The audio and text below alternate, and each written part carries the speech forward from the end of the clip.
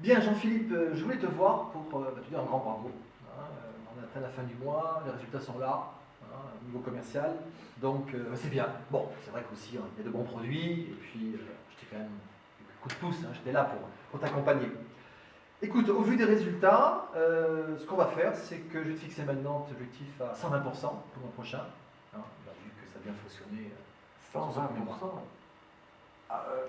Vu ce que tu me dis, je me demande si ça vaut vraiment le coup d'atteindre ces objectifs et d'être performant. Parce que... Bon.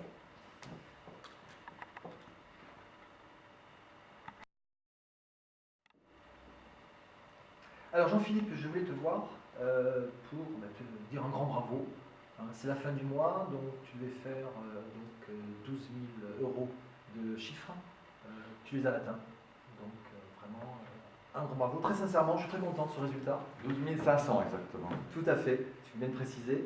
Donc je suis très content de ce résultat parce que ça montre que l'investissement ça paye. Hein, et vraiment, je suis très fier d'avoir comme collaborateur. Et je t'incite vraiment à continuer dans ce sens.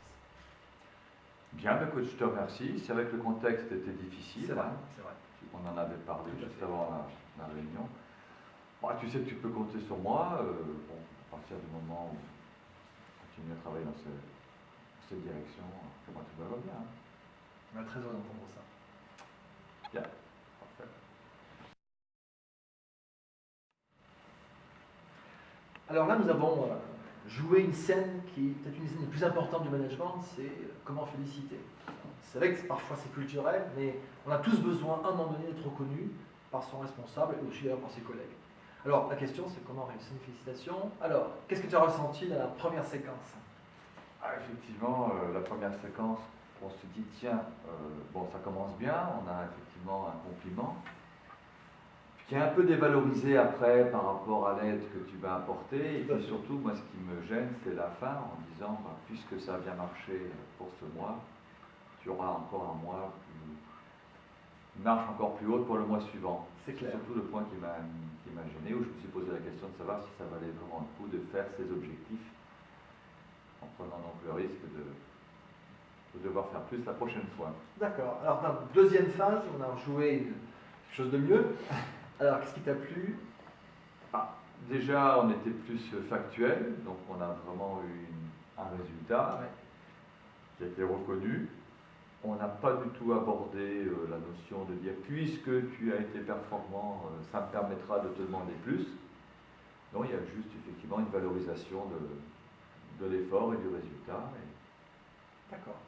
Donc en résumé, on peut dire que pour réussir à féliciter un collaborateur, le premier point, alors, on va pas parler, mais c'est vrai que c'est le moment.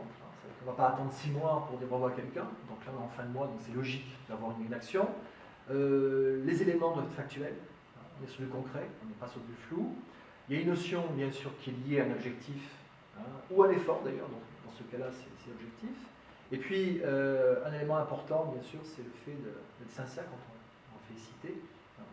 Et dernier point, c'est qu'a priori, j'ai bien touché puisque le sujet t'a convenu, et c'est peut-être le plus difficile et le plus complexe, c'est féliciter en fonction de l'attente de son collaborateur pour que ça ait un impact maximal et donne de l'énergie pour le futur.